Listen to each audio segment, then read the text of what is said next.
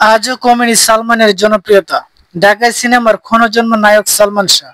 Cinema career তার খুব বেশি দিনের নয়, মাত্র 3 বছরের। 1993 সালে অভিষেক, আর সেটা শেষ হয় 1996 সালে।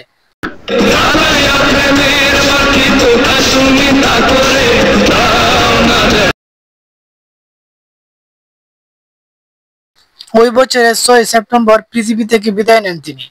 রাজধানীর ইস্কাটনের বাসা থেকে সালমান শাহর মরদেহ উদ্ধার করা হয়। আত্মহত্যা করেছিলেন তিনি। ওই সময় প্রথমে অপমৃত্যুর মামলা করেন সালমান শাহর বাবা কমরউদ্দিন আহমেদ চৌধুরী। পরে 1997 সালের 24 জুলাই অভিযোগটি হত্যা মামলার রূপান্তরের আবেদন করা হয়।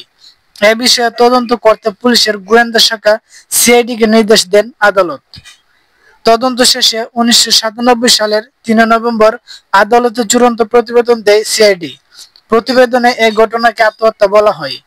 পরে ওই বছরের 25 নভেম্বর ঢাকার সিএমএম আদালতে চূড়ান্ত প্রতিবেদন গৃহীত হয়। তবে প্রতিবেদনটি প্রত্যাখ্যান করে রিভিশন মামলা করেন কমরউদ্দিন আহমেদ চৌধুরী। পরে 2003 সালে 19 মে মামলাটি বিচার বিভাগীয় তদন্তে পাঠান আদালত। দীর্ঘ 11 বছর পর 2014 সালের 3 আগস্ট আদালতে বিচার বিভাগীয় তদন্তে প্রতিবেদন দাখিল করা হয়।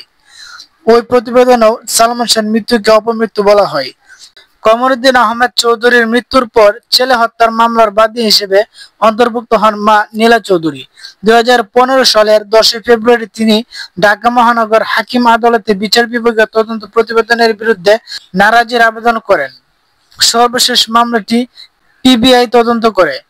2021 সালের 31 অক্টোবর আদালত ওই প্রতিবেদন গ্রহণ করে মামলাটি নিষ্পত্তি করেন।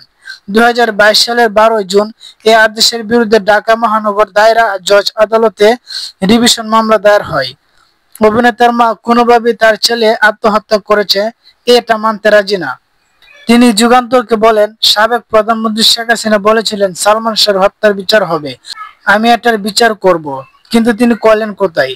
আমি জানতাম শেখ হাসিনার আমলে বিচার হবে না। আমরা শেখ হাসিনা সরকারের পরিবর্তন চেয়েছিলাম। নতুন প্রজন্মকে বাঁচাতে হলে ওই সরকারের বিদায় দরকার ছিল। অবশেষে তাদের বিদায় হয়েছে। আমরা নতুন সরকারের কাছে সালমান শাহ হত্যার বিচার চাই। অভিযোগ করে নীলা চৌধুরী বলেন, বনজ কুমার হাসিনার আমলে পিবিআইয়ের প্রধান, অনেক টাকা খেয়ে চূড়ান্ত প্রতিবেদন দিয়েছেন। আমাদের কাছে বারবার টাকা চাওয়া হয়েছে।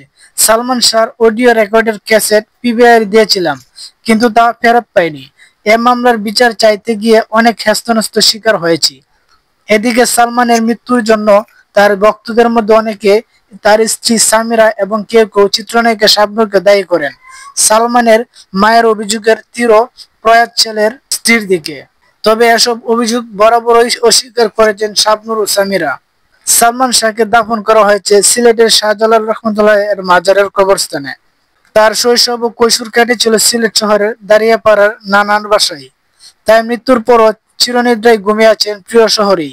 আর মৃত্যুবার্ষিকী এলেই নানার বাসার সামনে ভক্তরা তাদের প্রিয় নায়ককে স্মরণ করতে, প্রিয় নায়কের স্মৃতিবজড়িত বাড়ি ছুঁয়ে দেখতে ভিড় জমান।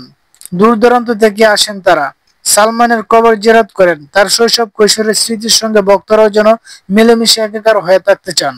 হয়তো কারো চোখে তখন দুফুটে অশ্রু ঝরে পড়ে। সালমান শাহের জন্ম 1971 সালের 19 সেপ্টেম্বর সিলেটের জকিগঞ্জ উপজেলায়।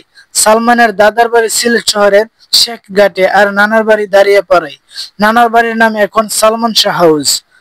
স্কুলে পড়ার সময় সালমান বন্ধু মহলে সঙ্গীত শিল্পী হিসেবে বেশ পরিচিত ছিল। ছায়ানট থেকে পল্লীগীতিতে দীক্ষা নেন।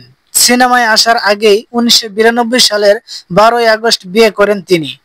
স্ত্রী ছিলেন সামিরা হক। ধারাবাহিক পাতর সময় নামে নাটক দিয়ে অভিনয় ক্যারিয়ার শুরু করেন এ নায়ক। পরে আরো কিছু নাটকে অভিনয় করেন। এরপর 1993 সালে সোহানুর রহমান সোহান পরিচালিত কিয়ামত থেকে কিয়ামত সিনেমার মাধ্যমে শুরু হয় তার বড় পর্দার পথ চলা। প্রথম সিনেমায় আকাশচুম্বী জনপ্রিয়তা পান। নায়িকা ছিলেন মৌসুমী। পরে এ অভিনেত্রীর সঙ্গে আরো স্নেহ এবং অন্তরে অন্তরে নামে দুটি সিনেমায় অভিনয় করলেও আর কখনো এক সিনেমায় তাদের দেখা যায়নি। এরপর আরেক জনপ্রিয় নায়িকা শাবনূরের সঙ্গেই জুটি গড়ে তোলেন তিনি। সালমান শাহর সঙ্গে জুটি হয়ে আরো অভিনয় করেন শাবনাজ, শাহনাজ, লিমা, শিল্পী, শ্যামা, সোনিয়া, বৃষ্টি, সাবরিনা ও কাঞ্চি। ক্ষণজন্মা এ নায়ক মৃত্যুর আগ পর্যন্ত 27টি সিনেমায় অভিনয় করেন। তার সঙ্গে চিত্রনায়িকা শাবনূরের জুটি ছিল সবচেয়ে বেশি জনপ্রিয়। বাংলা সিনেমার ইতিহাসে তাদের সবচেয়ে সেরা জুটিও বলেন অনেকে। একসঙ্গে 14টি সিনেমা করেছিলেন তারা। প্রতিটি মুভি হিট ছিল। তাদের পর্দার রসায়ন ছিল নজর কাড়া। এই জুটির বাস্তব জীবনের রসায়ন নিয়েও তুমুল চর্চা হতো। সালমান শাবনূরের তখনকার সম্পর্ক নিয়ে এখনো চর্চা হয়। ক্ষণজন্মা এর নায়ককে নিয়ে স্মৃতিচারণ করে শাবনূর বলেন, সালমান শাহ এমন একটি নাম যার সঙ্গে জড়িয়ে আছে সোনালী সময়। অতি অল্প সময়ে অগণিত ভক্তের মাঝে নিজেকে বিলিয়ে দিয়ে গেছেন, কিন্তু স্বপ্নেও ভাবেনি এত তাড়াতাড়ি পাড়ি দেবে না ফেরার দেশে। সালমানের এই চলে যাওয়া কোনোভাবেই মেনে নেওয়া যায় না, কারণ তার আরো অনেক কিছু দেওয়ার ছিল। প্রতি বছর এদিন কোটি ভক্তের হৃদয় আলোড়িত করে সালমান শাহ ফিরে আসেন ক্ষণিকের জন্য। অকাতর ভালোবাসা অঞ্জলি নিয়ে ফিরে আসেন অযুত নক্ষত্রের বীরে। যেখানেই আছো ভালো থেকো সালমান শাহ। সালমানের সঙ্গে যারা অভিনয় করেছে তাদের সবার কাছে প্রিয় ছিলেন এই নায়ক। তেমনি একজন কিংবদন্তি অভিনেত্রী ববিতা। স্মৃতিচারণ করে ববিতা বলেন, সত্যি বলতে কি সালমান শাহ অনেক বেশি ভালো অভিনেতা ছিল। পোশাকে ফ্যাশনে নতুনত্ব তো সৃষ্টি করেছিলই, তা সবাই দেখেছেন এবং তার পেছনে এখনো অনেকেই ফলো করেন। সো ফ্রেন্ডস, এখনো যারা সালমান শাহকে ভালোবাসেন, সালমান শাহকে ফলো করেন, তারা প্রত্যেকেই কিন্তু এই ভিডিওর কমেন্ট বক্সে লিখে যাবেন, কারণ আমি একজন সালমান শাহ ভক্ত, সালমান শাহকে ফলো করি।